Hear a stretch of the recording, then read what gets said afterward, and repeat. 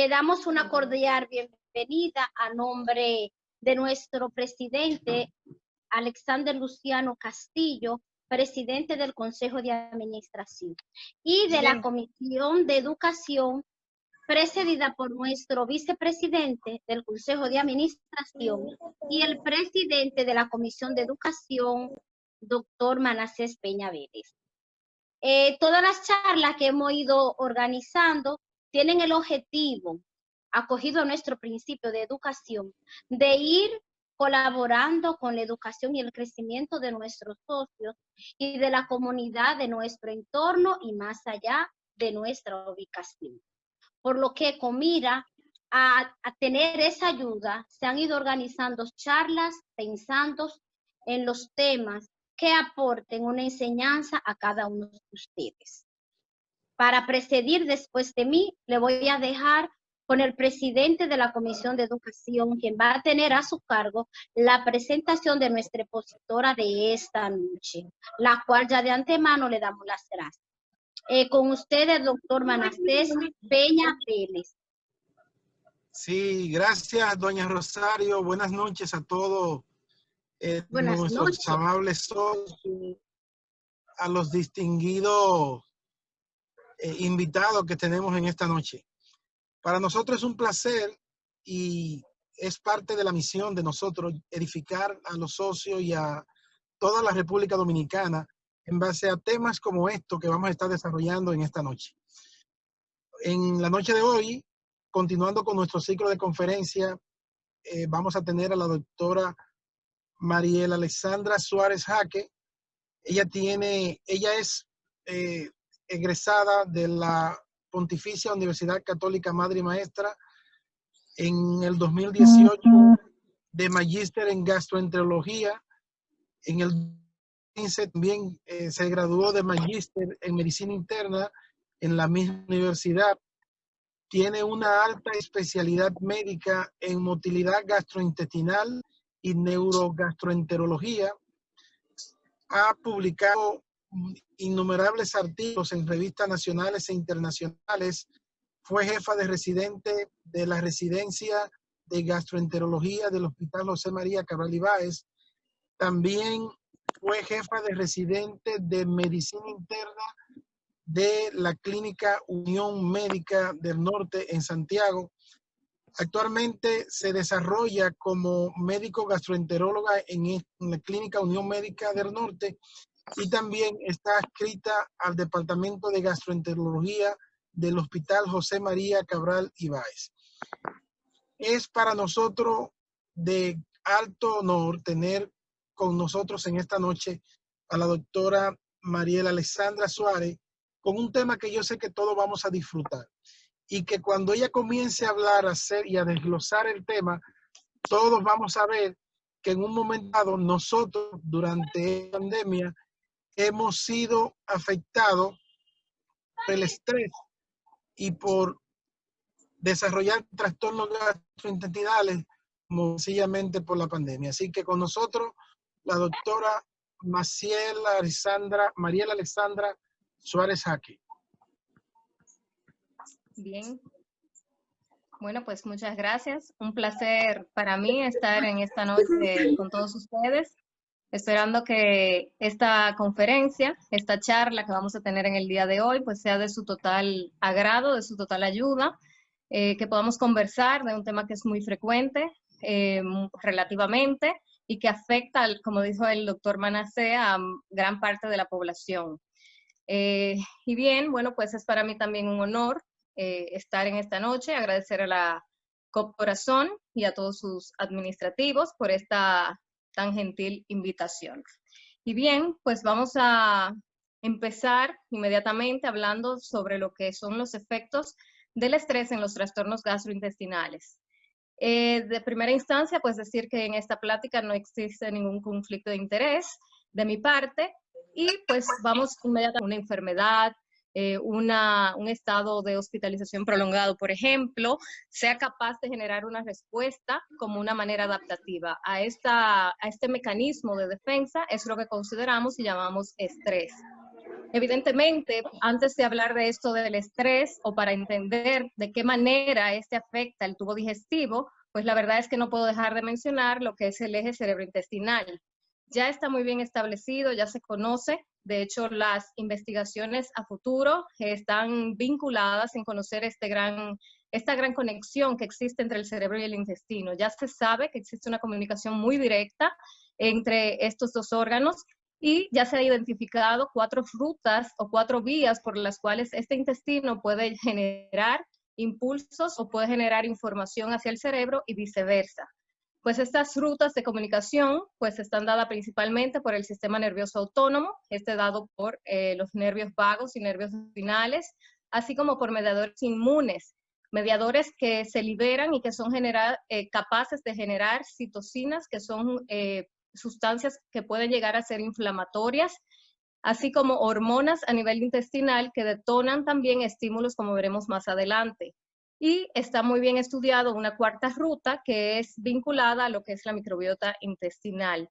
Sí se sabe que de forma fisiológica o de forma normal, los estímulos o las señales que se emiten desde el intestino no son capaces de llegar hacia el estado de conciencia del paciente. Sin embargo, en estos pacientes que están sometidos a gran cantidad de estrés, pacientes con ansiedad, depresión, pues la verdad es que sí se ha visto que tienen estas células intestinales la capacidad de llegar hacia el nivel de conciencia, llegando a desarrollar múltiples síntomas como son náuseas y disconfort.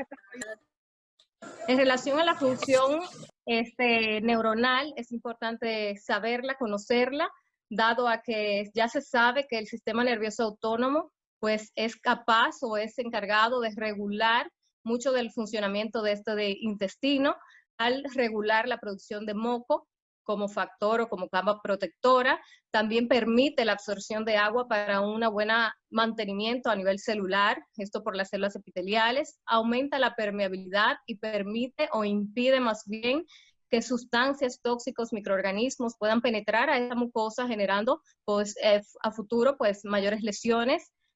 Regula lo que es la desgranulación de unas células llamadas mastocitos, que son las encargadas pues de liberar todas estas respuestas citoquímicas o todos estos impulsos que van a generar inflamación, y también pues regula lo que es la liberación de neuropéptidos importantes para esta respuesta, como veremos más adelante.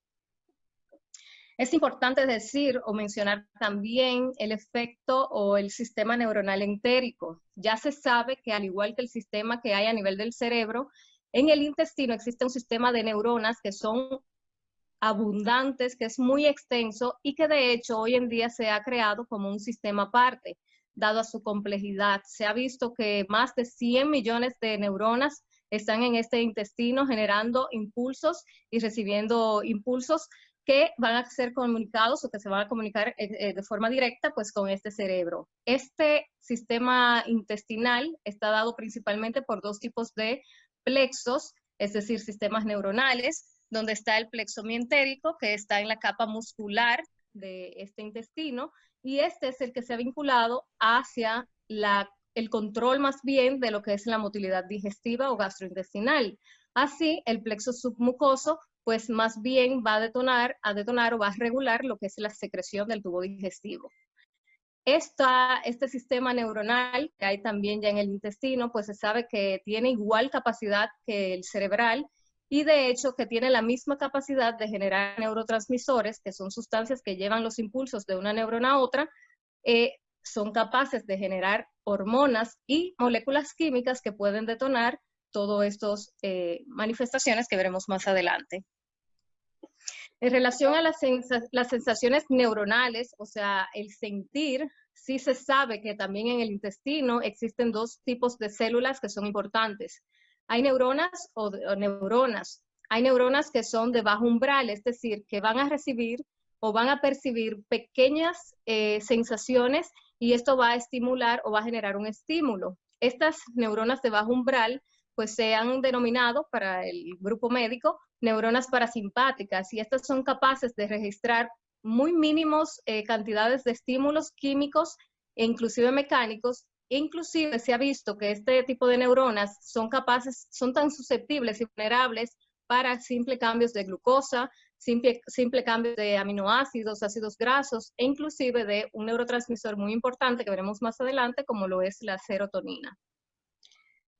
Estos neurotransmisores, como decíamos, pues son los encargados, son las sustancias que se encargan de llevar, de transmitir esta señal de una neurona a otra. En el caso de este eje cerebrointestinal, esta transmisión neuronal, pues es lo que favorece a que llegue al cerebro la señal para luego enviar una respuesta a este estímulo. Y como vemos en la imagen, pues existen muchos neurotransmisores. Sin embargo, en este eje cerebrointestinal, las más estudiadas o las más importantes son la dopamina y la serotonina. Se sabe que esta serotonina, pues es la hormona, como se ve en la gráfica, denominada la hormona de la felicidad. Esta está sintetizada en el 90% a nivel del intestino. Sin embargo, no es que la libera la célula intestinal, sino que viene o se genera de un precursor que consumimos en el alimento, que es el triptófano. Esto es muy importante porque, como veremos más adelante en la charla, la deficiencia de este tipo de alimentos pueden llevar o pueden inducir estados de depresión, de ansiedad, generar factores que generen un estrés mayor. Por lo tanto, es importante establecer o saber cuáles son estos alimentos que contienen el triptófano para mantener un nivel de serotonina pues ideal para mantener la felicidad. Se sabe que esta serotonina se ha vinculado a múltiples actividades, está muy vinculada a lo que es regular el estado del ánimo del paciente, el apetito, el deseo sexual, controla lo que es la temperatura corporal, también favorece a la actividad motora, a la percepción de estímulos, a la sensibilidad, y también a las densidades óseas. Y se ha visto que uno de los principales signos o síntomas de los pacientes que tienen un déficit de este neurotransmisor son los pacientes que llegan a la consulta con estreñimiento. Y esto lo sabemos por una escala que veremos más adelante, que es la escala de Bristol, donde vemos que el paciente refiere una escala tipo 1, es decir, heces muy pequeñitas, muy duras, que son muy subjetivas a esta constipación o estreñimiento como tal. Otros neurotransmisores que tenemos son la dopamina. Realmente la dopamina no se ha estudiado tanto como la serotonina, sin embargo, en la actualidad sí se sabe que puede conferir una cierta protección a nivel intestinal y gástrica, e inclusive se cree que existe o ejerce un control en la ingesta de calorías, y se ha vinculado mucho con estas conductas adictivas o sensaciones placenteras, es decir, se libera cuando estamos en una situación de placer.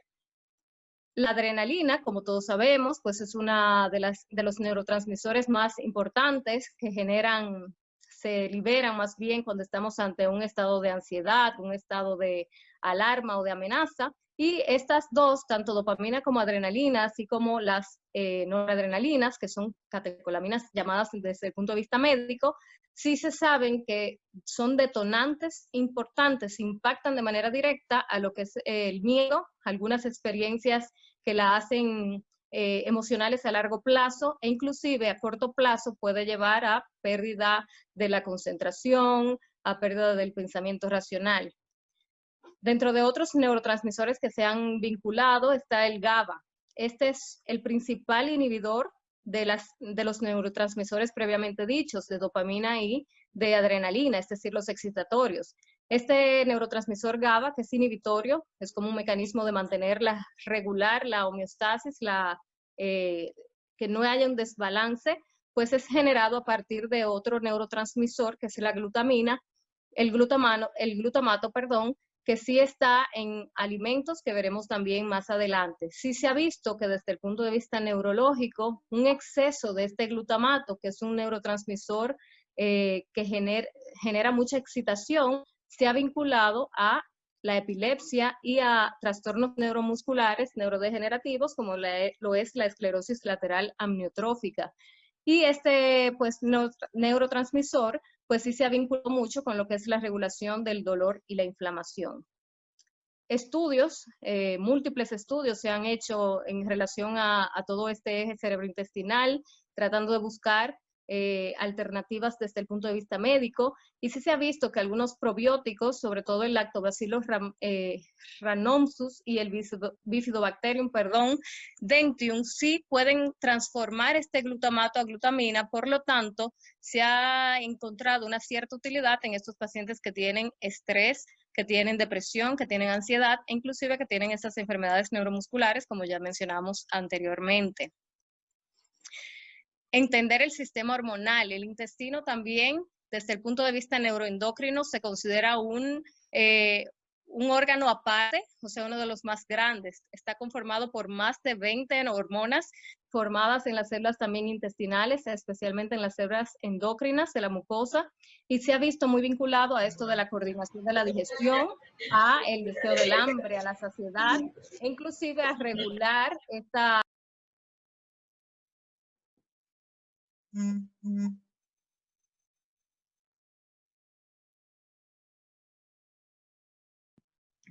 Perdón, se le fue el audio, doctora, el audio. ¿Escuchan ahí? Perdón. Se escucha, ¿cierto? Sí, escuchamos ahí. Decía que de las principales hormonas que conocemos, las más frecuentes, está la insulina y el glucagón. Sin embargo, se han identificado, como decía, más de 20 hormonas importantes y que se han vinculado mucho a, sobre todo, esto del sobrepeso en la actualidad, como es la grelina. Esta es una hormona que se secreta a nivel intestinal y que se sabe que aumenta el apetito, también genera, parte importante en el metabolismo de la glucosa, de la secreción y el vaciamiento gástrico. La leptina es otra hormona que ya está muy bien establecido, que está en las células grasas del organismo, es decir, en los adipocitos, y es como un activador. Es como el que envía la señal al cerebro para decir que ya esta célula está con mucha grasa. Sí se sabe en la actualidad y actúa esto como un factor saciante, es decir, cuando hay ya un exceso, se supone que ya el paciente pues tiene saciedad de comer o de ingerir alimentos. Sí se ha visto en la actualidad que deficiencias de esta leptina pues se ha vinculado a lo que es la obesidad. Otras hormonas importantes es la gastrina. La gastrina igual se secreta a nivel del estómago, a nivel del intestino delgado, y es responsable de secretar, de liberar ácido gástrico e inclusive al crecimiento de esta mucosa gastrointestinal. Alteraciones, aumentos en esta hormona también favorecen algunas manifestaciones que veremos más adelante. Otras, como el péptido 1 del glucagón, inhibe el vaciamiento gástrico, por tanto, va muy vinculado a disminución de esta motilidad. Otras como la oxintomodulina, como la ovestatina, se ha visto que disminuyen el apetito. La colecistoquinina también hemos visto que es una hormona que aumenta la secreción de las enzimas digestivas, disminuyendo también el apetito. Y un sinnúmero de hormonas que, como dije, es un mundo que la verdad van a generar estímulos diferentes desde el intestino hasta otros órganos. El papel de la microbiota intestinal como cuarta ruta o cuarta vía para emitir señales desde el intestino hasta el cerebro también se ha visto, es una área en la investigación ahora muy fuerte. Se sabe que esta microbiota intestinal, es decir, que todo el tracto gastrointestinal tiene billones de bacterias, es decir, se compara inclusive que con más grande que el océano, es decir, y por esto es que es considerado en la actualidad un órgano, o sea, otro órgano o un sistema bien diferenciado. Se sabe que esta microbiota, este conjunto de bacterias, pues va a ser capaz de no solo comunicarse entre las células intestinales como tal, sino que también tiene efectos directos a otros órganos, como es el cerebro. Dentro de su funcionamiento, como vemos en la gráfica, la verdad es que en la actualidad se ha visto que el papel de la microbiota cada vez toma más importancia. Tiene función desde el punto de vista metabólico. Esto lo hace favoreciendo la digestión de algunos ingredientes, algunos alimentos que no son pobremente absorbidos, y esto lo hace al transformarlo en ácidos grasos de cadena corta, por lo tanto favorece una mayor absorción a nivel intestinal. Tiene función de barrera y esto lo hace porque libera compuestos antimicrobianos que evitan que otros organismos logren colonizar. Funciona como defensa, y esto lo hace también produciendo una gran cantidad de moco como defensa de todo el tracto digestivo, y también desarrolla el sistema inmune del intestino y mantiene pues este funcionamiento intestinal de todo el tracto a través de un mantenimiento de lo que es el flujo y regulación del crecimiento. Este autor, Francisco Warner, pues es uno de los que ha estudiado más esto de la microbiota y ya ha desarrollado o ha establecido 3 tipos de flora intestinal como si fuesen igual grupos sanguíneos, y describe un enterotipo tipo 1 donde está compuesto por bacterias denominadas bacteroides, un tipo 2 denominados Prevotella y un tipo 3 denominados Rumenococcus. La importancia de esto, múltiples estudios a nivel de la dieta, sobre todo en Estados Unidos, han demostrado que en los pacientes que ingieren dieta de estadounidenses, que es más bien una dieta occidental, alto contenido de grasa y pobre en alimentos como vegetales y frutas, pues hay una disminución importante de la microbiota o la flora tipo 2, es decir, de la Prevotella. Sí se sabe que esto está muy vinculado por todas las funciones que decíamos previas a la regulación de la inmunidad y del estrés.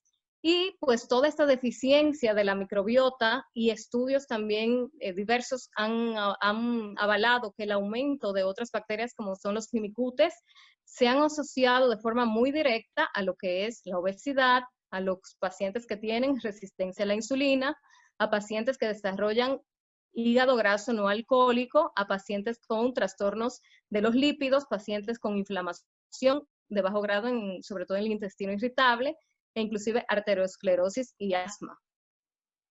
Múltiples factores pues van a influir en esta microbiota a lo largo de toda la vida, desde que nacemos hasta que envejecemos. Se sabe que hasta los 2 años tenemos un grupo especial que son las bifidobacterias. Sin embargo, a medida que vamos creciendo en edad, pues vamos adquiriendo nuevas bacterias, especialmente los bacteroides y los firmicutes. Como decíamos, estudios han avalado o ya han demostrado que un aumento en los firmicutes, que generalmente lo adquirimos con la adultez, con la alimentación, como vemos en un 75% depende de la alimentación, pues este desbalance puede llevar a algo que se llama disbiosis intestinal. Esto puede estar dado por un estrés de forma crónica y por lo tanto puede aumentar lo que es la morbimortalidad de los pacientes. Entendiendo esto, que es la fisiología, vamos a decir, normal, poquito de la fisiología normal del tubo digestivo, pues ya podemos identificar o saber por qué mecanismos el estrés genera estos efectos en el tracto digestivo. Pues decíamos que número 1 va a depender de la respuesta del sistema nervioso autónomo. Se sabe, como decíamos anteriormente, que el sistema nervioso autónomo va a tener actividad tanto de la división parasimpática como de la división simpática. Generalmente el sistema parasimpático va a estar activado en los procesos donde estamos nosotros relajados, descansados, o cuando estamos haciendo la digestión, y esto lo hacen porque al emitir señales por el nervio vago y neurotransmisores como la acetilcolina, aumentan la capacidad de acción y motilidad del tubo digestivo para ejercer esta función de digestión. Sin embargo, a diferencia del parasimpático, el nervio o la división simpática va a activarse generalmente ante situaciones de alerta, situaciones de estrés que no generen angustia. Y esto se ha visto muy vinculado a una disminución de lo que es la motilidad del tracto digestivo y una disminución de igual manera de lo que es las secreciones gástricas, que decíamos que son parte fundamental para mantener o regular un sistema digestivo óptimo. Actualmente, como decía el doctor Magnacé al inicio de la conferencia, pues muchas situaciones, especialmente esta situación en la cual estamos envueltos todos desde hace ya varios meses, como es el COVID, pues todo esto genera un estrés, genera una liberación de citoquinas, genera una activación directa de este sistema simpático, llevando a estrés crónico. y al igual que en los pacientes que sufren de fatiga crónica, fibromialgias o intestino irritable, se sabe que este estrés continuo, como vemos en la gráfica, pues va a generar una activación cerebral en el hipotálamo. Esta generación o activación en el hipotálamo va por una serie de cascadas, va activando lo que son factores liberadores de corticotropina, a nivel hipofisario la corticotropina, y finalmente a nivel de la suprarrenal va a liberar cortisol y adrenalina. Decíamos que la adrenalina es uno de los neurotransmisores excitatorios que tienen mayor capacidad, o sea, como su nombre lo dice, de excitar, de mantener activa este control neuronal, este estímulo neuronal. Y el cortisol, pues también genera efectos excitatorios. Esta elevación sostenida, tanto del cortisol como de la adrenalina, pues impacta de manera negativa todo el tracto digestivo, generando supresión de su sistema inmunológico, haciéndolo más susceptible, más vulnerable a otras infecciones y pues generando pues mayor inflamación. Pues sabiendo esto, pues ya se ha demostrado igual que tanto los pacientes que padecen cólera, rabia, miedo, ansiedad, demencia, e inclusive pacientes con Parkinson o con otras enfermedades neurodegenerativas, se ha vinculado a un estrés sostenido que va a llevar a una liberación de sustancias que son inflamatorias, especialmente interleuquinas 6 y factor de necrosis tumoral. Esto va a mantener activo, o sea, continuo un estado de inflamación que va a activar lo que es la división simpática, por lo tanto, vuelvo y repito, va a disminuir tanto la secreción gástrica como la motilidad gastrointestinal, por lo tanto, el paciente va a estar con disminución del vaciamiento gástrico, como veremos más adelante, se va a sentir sofocado, hinchado, que no hace la digestión de manera adecuada y todo secundario a este estímulo directo. Se sabe, entre todos estos estudios que se han hecho, especialmente esto de la microbiota,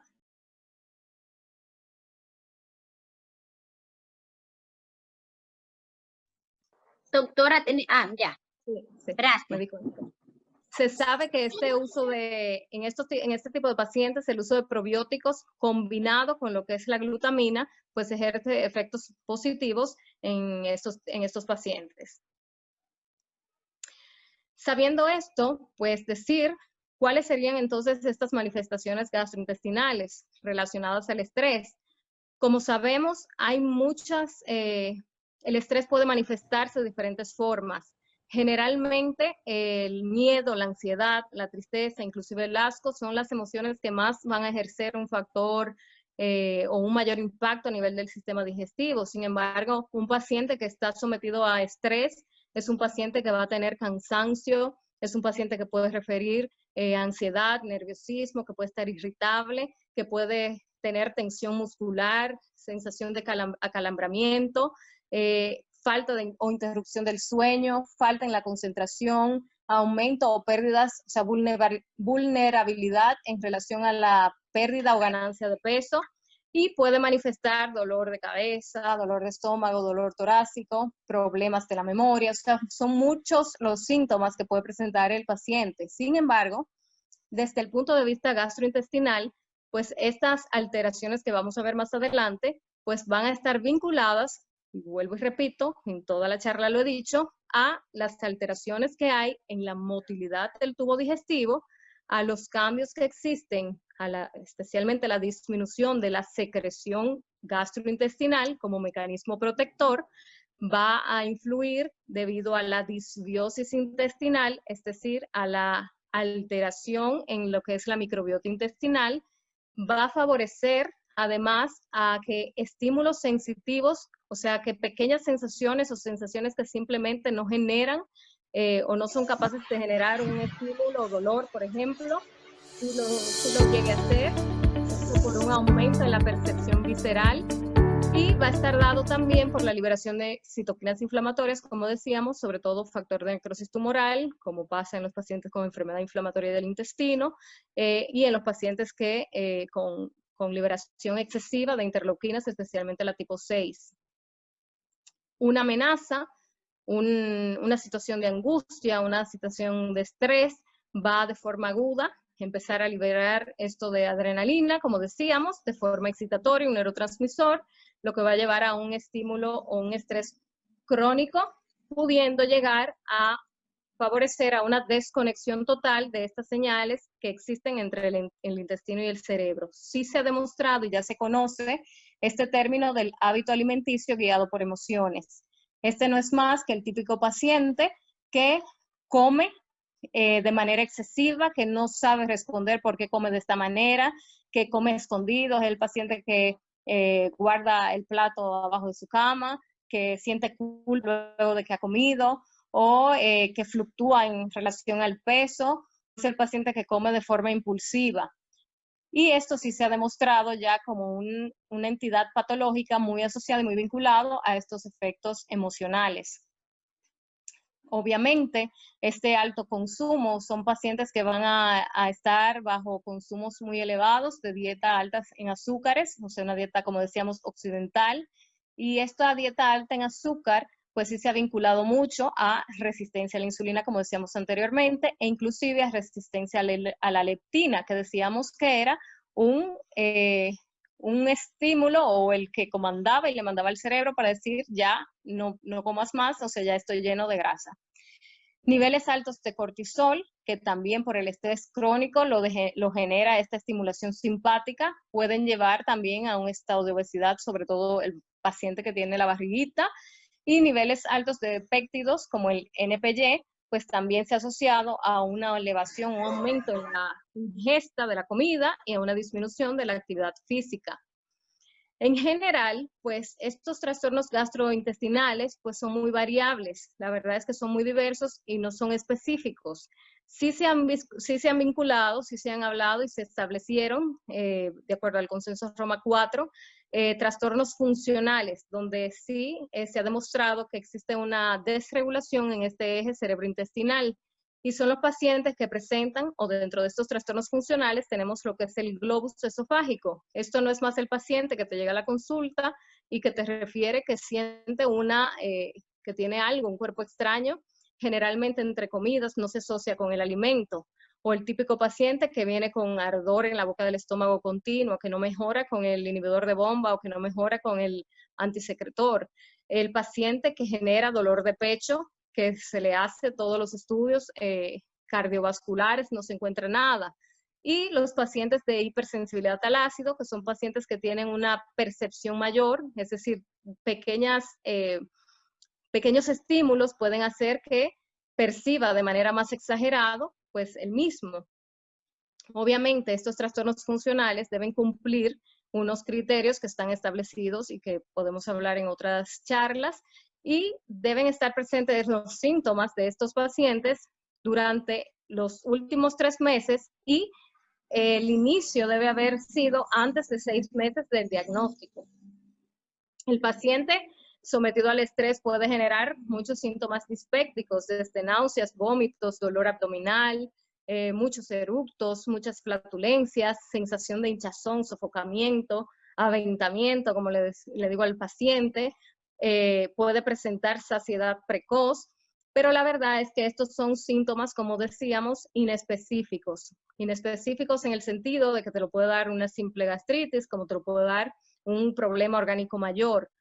Igual, el paciente con estrés o sometido a estos efectos estresantes, pues puede tener cambios en el patrón evacuatorio, ya sea diarrea o ya sea estreñimiento. Para esto es muy importante para nosotros como gastroenterólogos establecer estas características, y lo hacemos mediante medición de una escala, que es la escala de Bristol, donde sí se ha demostrado que el tipo 1 y tipo 2 va más encaminada, que son heces más duras, pequeñitas, bolitas, como caprinas, así se llaman, como de chivo, para que entienda el público en general. Y esto sí se ha asociado mucho a deficiencias de estos niveles de serotonina. Ya el Bristol 6 y 7 tienen más un predominio diarreico, y el 3 y el 4 pues es una evacuación considerada normal. Repito, todos estos síntomas la verdad es que son inespecíficos, y lo más importante es siempre descartar, o sea, para uno poder establecer este diagnóstico de que es un paciente funcional, evidentemente hay que haber descartado, tenemos que haber descartado cualquier causa orgánica que pudiera estar detonando toda esta sintomatología. Si bien es cierto que el factor estrés, hasta un paciente que tiene una enfermedad crónica, un paciente que es continuo, que va a un médico, que va al otro, que va al otro, esto se genera un estado de estrés y también pues esto genera pues mayor exacerbación de los mismos. No significa que es funcional. En general, bueno, pues las recomendaciones para el manejo de estos pacientes, como todo, controlar factores ambientales en este sentido, pues evitar lugares cargados de humo, de contaminación, exceso de ruido, es decir, tratar de estar en un ambiente de tranquilidad, adaptarse a cada situación, tratar de activar válvulas de escape, es decir, si le gusta dormir, duerma, si le gusta vacacionar, tómese su tiempo, evite estimulantes como el café, el alcohol, el tabaco, sí trate de realizar sus 6 a 8 horas de dormida diaria y seguir su ritmo, es decir, bajar la presión. Si usted mantiene un ritmo lento, bueno, pues trabaje a su ritmo. El ejercicio sí se ha visto que también disminuye estos efectos del estrés, el yoga, la meditación, los masajes, la ingesta de agua, importante. Siempre tener, desde el punto de vista psicológico, pues una actitud positiva, siempre tratar de mantener este control emocional, jerarquizar los valores, que en este sentido, pues no todo es trabajo, jerarquizar familia, los hijos, sacar tiempo, cultivar el espíritu, y esto lo hacemos con la lectura si le gusta, con la pintura, con la música, o sea, buscar estas alternativas que puedan llevarle a disminuir desde el punto de vista ambiental estos factores estresantes. Dentro de las recomendaciones nutricionales, pues sí se recomienda, como todo, obviamente, una alimentación sana y equilibrada. En este sentido, desde el punto de vista gastrointestinal es muy importante comer en pocas cantidades, pero varias veces al día, es decir, hacer sus 3 comidas y 2 meriendas, o cada 2, 3 horas tener siempre algún alimento. De forma fisiológica, de forma normal, el tubo digestivo, como hemos visto, secreta ácido. Y este ácido y enzimas digestivas está preparado para triturar los alimentos y hacerlos más pequeñitos para que puedan absorberse con mayor facilidad en el intestino.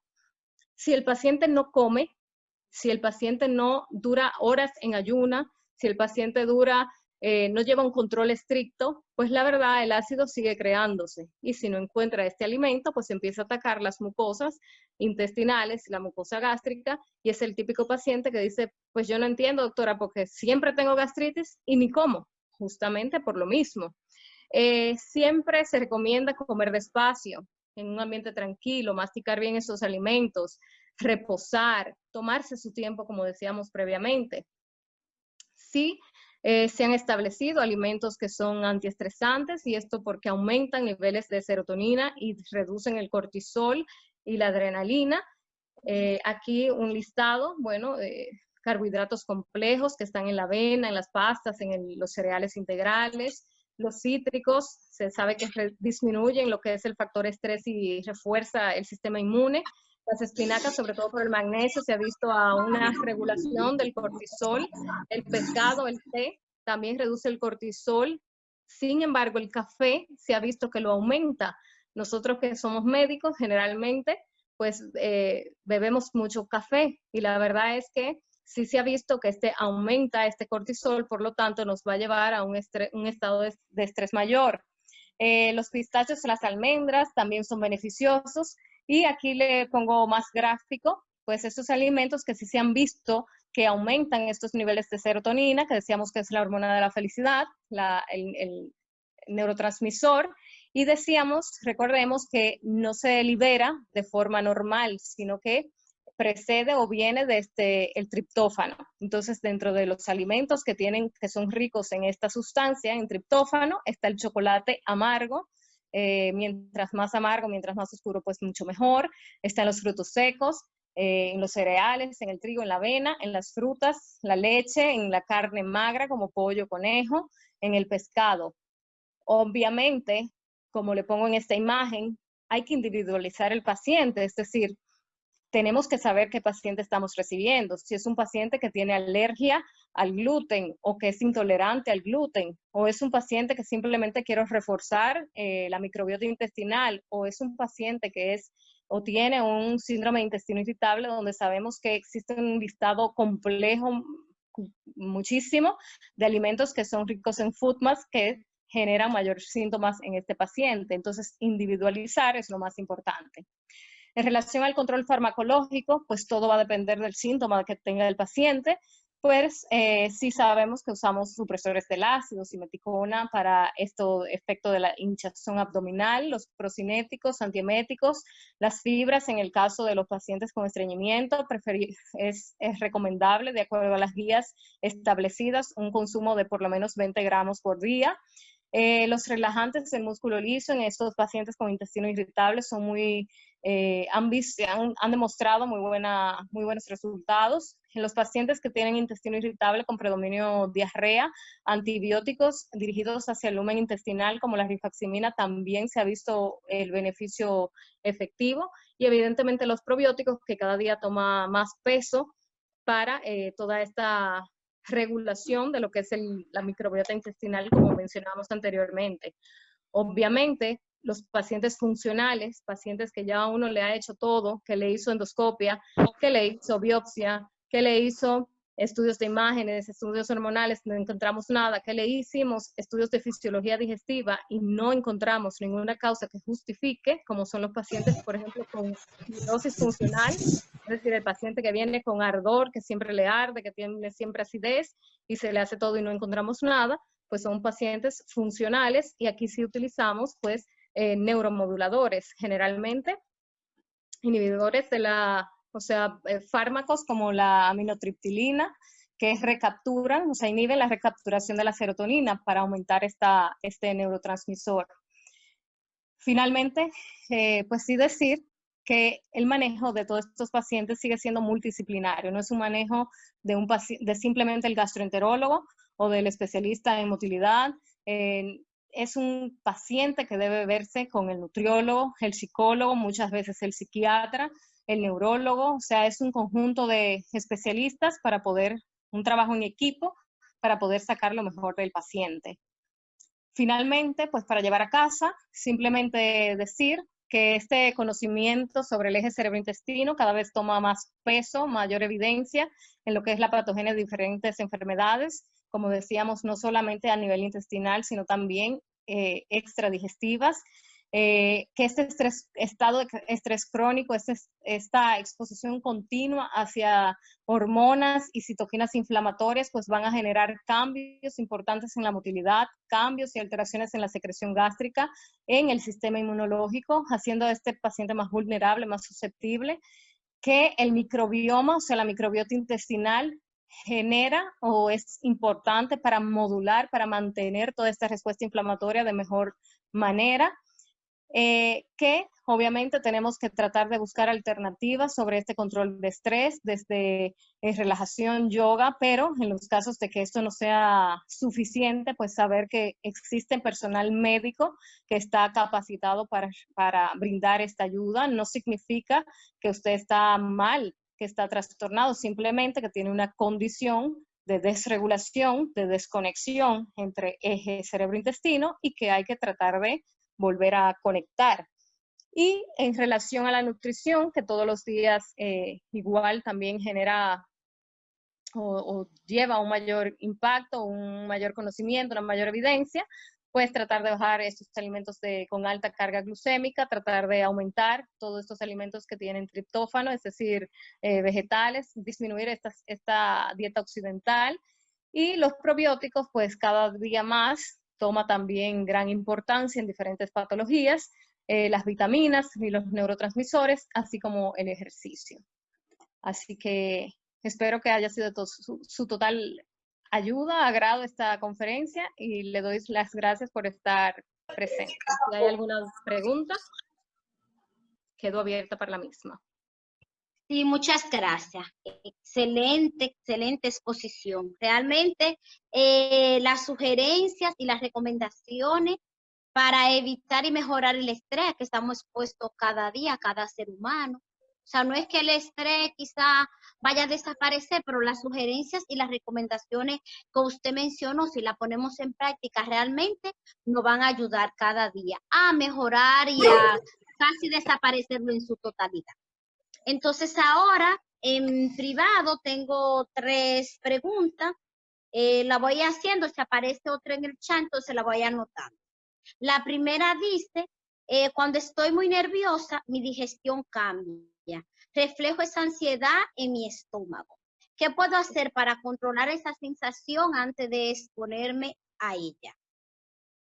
Bueno, pues por supuesto, como hemos hablado, todo esto del estrés, pues esto está dado por un estímulo que aunque no lo perciba el paciente, son estímulos químicos. O sea, somos un organismo que genera electricidad, que mantiene esta comunicación, como le decía, hormonal. Entonces, es tratar de todos estos trastornos funcionales.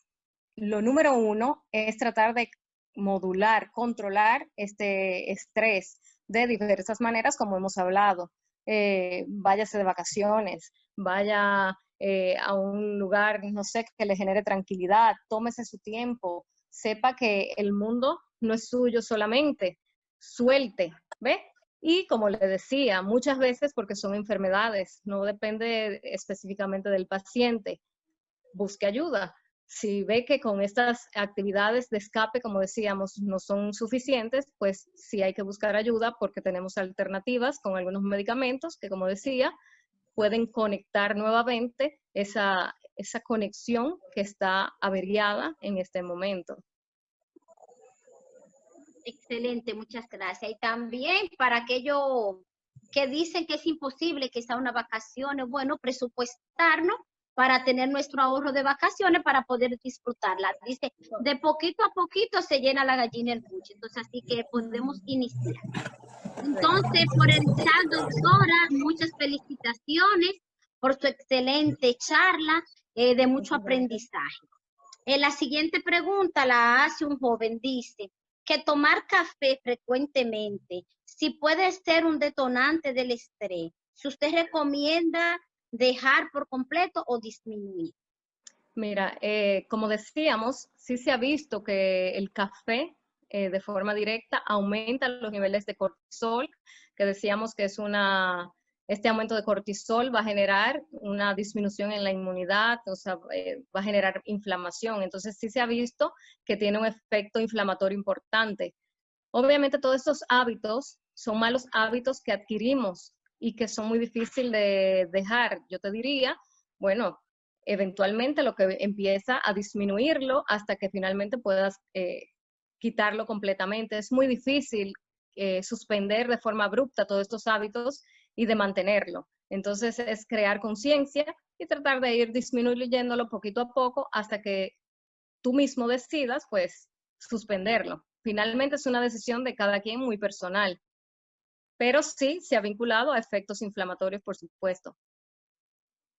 Así es, gracias. La siguiente pregunta dice, ¿existen algunas terapias orales para regularizar la psicodigestión gástrica? Sí, por supuesto. Decíamos que ahí entran los neuromoduladores. Generalmente utilizamos medicamentos que van dirigidos a inhibir esta recaptura de serotonina. Ahí entran los antidepresivos, aminotriptilina, fluoxetina. Por su mecanismo de acción se ha visto y se ha vinculado a buenos efectos, sobre todo en esta regulación, en esta conexión directa. Sí, por supuesto. Obviamente son medicamentos que no están, qué sé yo, al alcance en la botica como casi es lo que pasa en todos los pacientes. Es muy fácil ir y buscar un omeprazol, ir y buscar otro medicamento que te alivie un poquito los síntomas.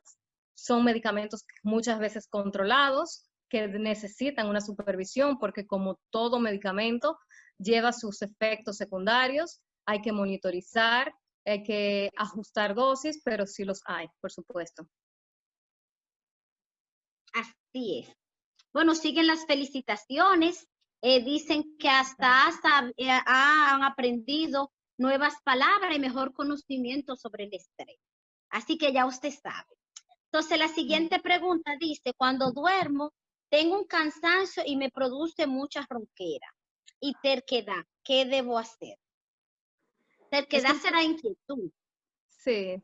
Generalmente, esto de la ronquera, pacientes con episodios frecuentes de neumonía, pacientes con episodios de tos, los pacientes que se despiertan al otro día con esta como garrapelita, como decimos, esa falta en el aclaramiento del esófago, están muy vinculados a lo que es la enfermedad por reflujo. Entonces, la verdad es que, como decía, hay que descartar toda causa orgánica que pueda estar generando estos síntomas. Son síntomas muy inespecíficos que lo puede dar cualquier cosa. Entonces, sí les recomiendo, sobre todo estos pacientes que van con esta, inclusive pacientes con sinusitis, pacientes con laringitis, que son manifestaciones extra fuera del esófago, como pensamos que el reflujo solamente es confinado al esófago, no, está muy vinculado a esta entidad y evidentemente hasta que no mejoremos esta condición, pues no mejoran los síntomas. Sí, como medidas generales, pensando en reflujo, quizás cuando vaya a dormir sobre su lado izquierdo, esto cierra un poquito el pase del ácido de forma nocturna, que generalmente cuando dormimos se relaja el esfínter, que es como una puertita que tenemos en el esófago al final para evitar que este ácido se regrese. Pero cuando estamos en proceso cuando estamos durmiendo, pues este esfínter está un poquito más relajado, es como una puertita abierta, vamos a decir, favorece a que suba un poquito más este ácido y por eso es que el paciente está más sintomático. Son pacientes que se despiertan con tos durante las noches, que no lo deja dormir. Quizás lo ideal es mantener dormir como inclinado, con la cabeza un poquito más hacia arriba. Muchos pacientes dicen, no, pero yo me pongo la almohada. La verdad es que después que nos dormimos no sabemos, nos movemos mucho, la almohada no se mantiene ahí persistente. Entonces, de manera práctica, lo que yo le digo a los pacientes, toma 2 ladrillitos y se lo pones en las 2 patitas de la cabecera. Esto te va a asegurar que vas a mantener este ángulo y esto puede ayudar como mecanismos, vuelvo y repito, preventivos o medidas generales a mejorar síntomas en caso de que sea reflujo. Obviamente, vuelvo y digo, si es persistente, es importante acudir al médico y descartar otras condiciones. Sí, ya algo más amplio. Bueno, están ahí una excelente charla, sin desperdicio, muchas gracias. Otra pregunta es, cuando estoy estresada, mi cuerpo y mi estado de ánimo cambia y en ocasiones me provoca fuerte cefalea. ¿Qué hacer en esta situación? Correcto. La verdad es que es un poquito más de lo mismo. Generalmente es controlar o tratar de buscar alternativas, vuelvo y repito, para mejorar este estrés, para disminuir estas sensaciones. A veces no somos capaces por nosotros mismos suprimir estas emociones, por lo tanto, acudir al médico, quizás podamos ayudar con algún fármaco no tan fuerte y valorarlo, pero es evitar con todas estas medidas que hemos dicho este estrés. Sí, no sé si respondí la ahí siguiente. Me parece que sí.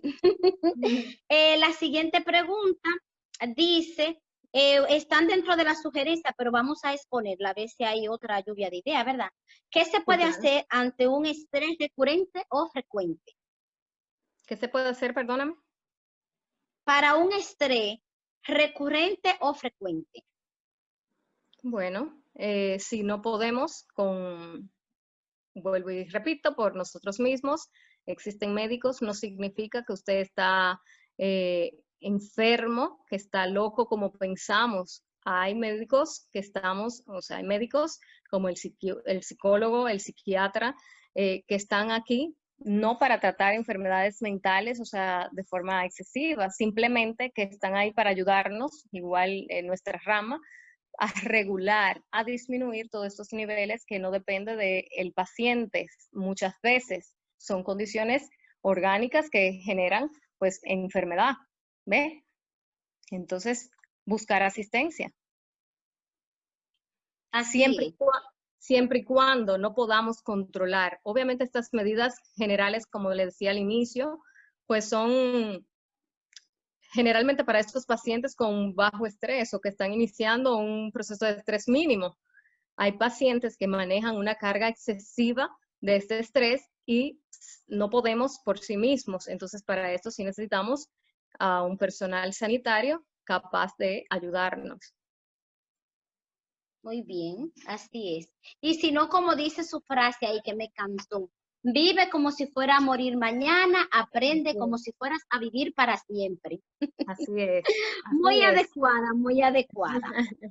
La siguiente pregunta, voy a ver si tengo más en el chat, dice que después de haber tenido sus 2 embarazos, su sistema digestivo ha cambiado bastante. Presenta intolerancia a la lactosa, dice que ella misma se automedica con omeprazol, pero que siente muchos gases estomacales después de haber tenido sus 2 embarazos. Okay. Quizás sabemos que con el embarazo hay mucho estímulo también hormonal. Esto puede detonar algo de inflamación, cambios en todo esto de la permeabilidad celular. Pero sí, esto del gas en exceso, hay que descartar, vuelvo y repito. Intolerancia a la lactosa, eso es muy importante. Intolerancia a la lactosa no significa estrés, es decir, es una condición. Generalmente cuando vamos creciendo en edad, vamos perdiendo esta enzima que nos ayuda a degradar la lactosa. No es una condición, vamos a decir, relativamente frecuente. Hay medicamentos enzimáticos, o sea, esta enzima de forma exógena que podemos administrarlas, y esto sí puede estar condicionando estos síntomas. No tiene que ver de forma tan directa con el estrés. Puede ser simplemente intolerancia y malabsorción a nivel intestinal, y pues por esta misma malabsorción, este alimento que es pobremente digerible, pues las bacterias que dijimos que son un mundo en el colon, hay bacterias que producen mucho gas. Entonces imagínate la que es que están tratando de degradar esta lactosa que no se pudo digerir, y las que producen mucho gas generan esta distensión. Entonces, ojo, esto puede ser una condición a nivel de la absorción intestinal, no tanto vinculado al estrés. Entonces, buscar estas causas orgánicas.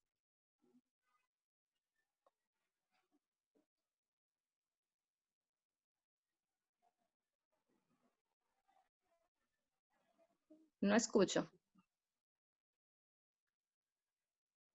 No escucho yo.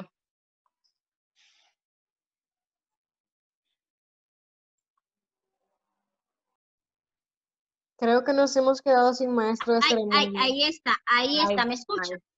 Para un usuario que pregunta, buenas, ahí me escucha. Ahí le escucho. Así. Pregunta a uno de nuestros invitados que dónde la podemos encontrar. Bueno, para que usted, por favor, con su bella voz, nos repita. Sí, bueno, pues estamos laborando en la Clínica Unión Médica, actualmente en el consultorio 703 de la Torre A, en horarios de la tarde. Próximamente, bueno, pues ya cambiaremos de lugar, de consultorio, pero hasta el momento aquí. Y en el Hospital Cabral Ibáez, pues también asisto. O sea, en cualquier parte estamos a la orden. Muchas gracias. Veo aquí otra pregunta, dice, ¿cómo puedo aliviar la parte del cuello del lado derecho hacia arriba hasta la parte frontal del cráneo? Y creo que es sinusitis aguda. Y siento mucho dolor, me dura 3 horas. ¿Y qué me pasa si no lo atiendo a tiempo? Y siento mucho dolor. Entonces ya es importante descartar, obviamente, como decía, procesos orgánicos. Entonces hay que valorar si realmente es tema de sinusitis, esto lo trata el otorrino. Obviamente este estado de inflamación crónica puede llevar a complicaciones mayores, por supuesto, pero igual por este dolor, si mal no entendí lo que me dijo, por el dolor en el cuello, ¿no? Hay que descartar como también dolor en el cuello. Correcto. Esto puede sí estar condicionado a algo de contractilidad a nivel muscular. Entonces sí es importante asistir, buscar asistencia, evaluarse en este sentido, en